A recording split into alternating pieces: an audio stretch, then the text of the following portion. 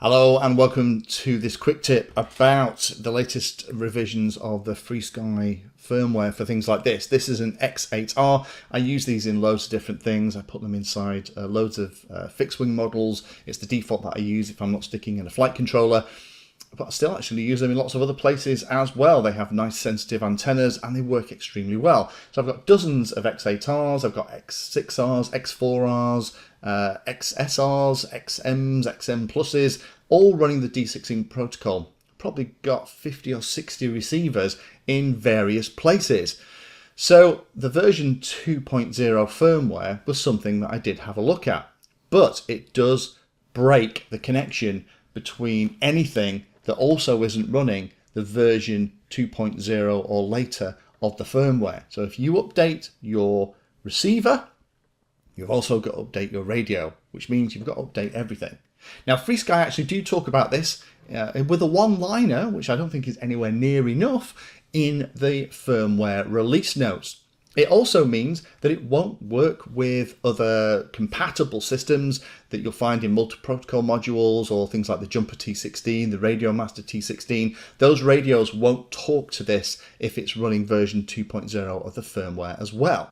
And that's why I'm making this video. This is specifically for Donald and for Hermie Daddy as well that got in touch. I have talked a little bit about this in other places, but obviously not enough to stop people falling foul.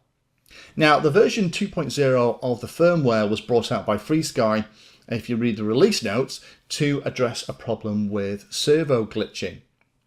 Now, I've been flying with D16 for 5 years and had a fantastic time with it. Most of my friends are FrSky now as well. So it's literally hundreds and hundreds and hundreds and hundreds of hours flying with D16 and have never seen this problem. But I guess it must exist because FrSky have fixed it, right?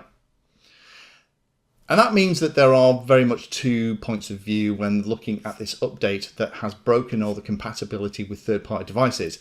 The first one is, well, it's a necessary update, and I think that's right. I think if there is an update that's going to crash your model, it's FrSky's responsibility, it's their technology to fix that.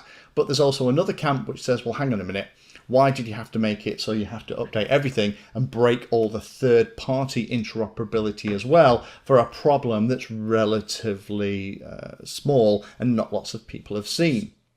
Now, FrSky do obviously know about the third-party scene. They definitely know about people like Jumper because they wrote all those letters to the vendors and resellers when all that happened.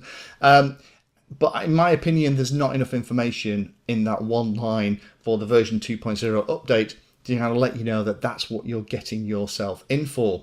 Also, I'm not a big fan of on the website. The way it works is that all of the older versions of the firmware are no longer kicking about. So if you did update, then you've pretty much got one lot of firmware to go back and you just download the zip file and it's in there, which is pretty rubbish in my humble opinion. They should preserve the pre-2.0 updates to allow those of us who actually use the D16 protocol and have lots of kit that would just be a complete pain in the butt to update, to continue to get hold of those files and to update receivers and things. Because I'm guessing that eventually receivers will start to come from resellers with this latest firmware on as well, which potentially means it's not going to work with the pre-2.0 bits and pieces. Now, the good news is, from what I can see from the multi-protocol module software, that's changing all the time. They're introducing some really cute features, so you can introduce some access style technologies like cloning IDs and cloning radios, so you can have multiple radios connect to the same receiver and do some cool stuff. And I'm sure they'll work on a way to emulate the 2.0 firmware on here to give us the functionality to talk to it.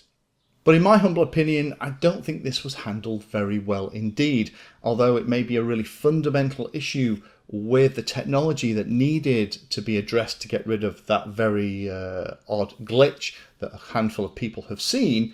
I think that they could have done it in a better way where they're preserving everything on the website to support those of us who, quite frankly, haven't got the time to invest to go down that road and potentially break all of our third-party interoperability kit that we've got as well. So hopefully that's interesting for those of you who are out there who are looking at it. If you're using this kind of technology, if you're using all FrSky, Version 2.0 is not something you just do on your receiver. You've got to do it on everything, so be aware of that going in. And also, if you're using third-party kits and 4-in-1 multi-protocol modules, then if you update to version 2.0 at the moment, that means you're not going to be able to bind to it as well. So hopefully that avoids some of you falling into that trap, and hopefully FrSky will put the older firmwares onto the website and keep supporting those of us who have helped them get as big as they have over the last 5 years. Thank you for watching my video and watching right to the very end. If you want to find out what I'm currently working on, you can follow me on social media by searching for Painless360 in the usual places. If you'd like to become part of the inner circle, then you can become a Patreon. Details are in the description and you get lots of additional benefits. Check out the playlist section on the channel too. I organise all of my videos into playlists, and it's called something like Introduction to or for Beginners. All of the content is aimed so that you can start at the very beginning, and it teaches you that subject, starting with simple principles and moving up to teach you everything you need to know.